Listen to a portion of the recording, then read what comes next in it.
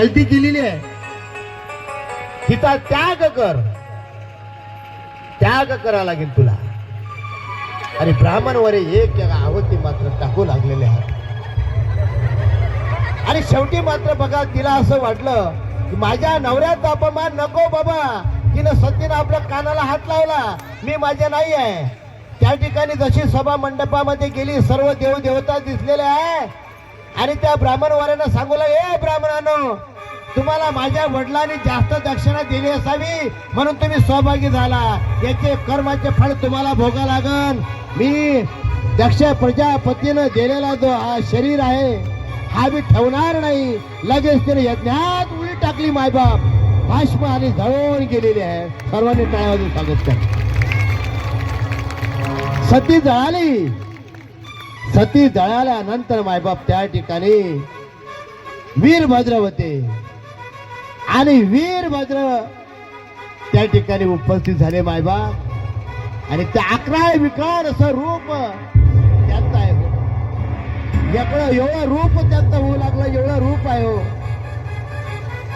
शेवटी मात्र ते ओरडू लागले, धावत धावत धावत धावत कैलासामध्ये गेले मायबाप. सती जळाली, सती जळाली. आला वीरभद्र मायबाप. आणि वीरभद्राने निरोप जसा घेता बरोबर त्या भोले बाबांनी डायरेक्ट मात्र बघा हा आणि लगेच मात्र बघा तांडव नुकतंच करू लागले मायबाप.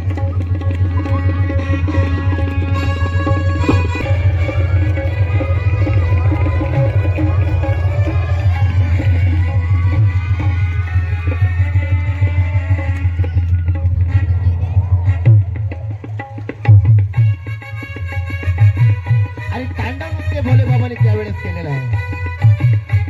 ज्याचा आपण बरोबर वीरभद्र जन्माला आलेले आहात.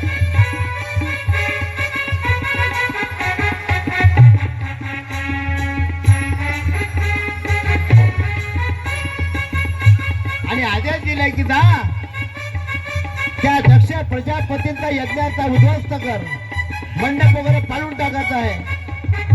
आणि माझी पत्नी सतीला जळावं लागलेलं आहे त्यांच्या अंगारामुळे.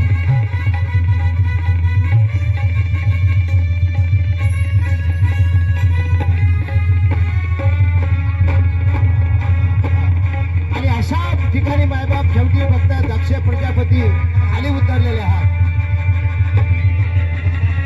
आणि दोघांची मात्र अशी धामासाम लढाई झाली हो.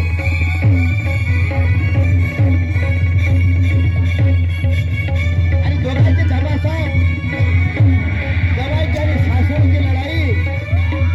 सासऱ्याची गवायची लढाई पाहण्याकरता स्वर्गातले देवाचे देव विराजमान झालेले आहेत. आणि खरीच माने हार घ्यायचा नाही. आणि अशा पद्धतीचे मायबाप शेवटी घायल घायल झाला. आणि जोरात तलवार फिरवली. तलवार फिरता बरोबर त्याला खाली पाडला आणि मुंडक मात्र डायरेक्ट शाटलेला खाली पडलं मुंडक. आणि मुंडक खाली पडलं.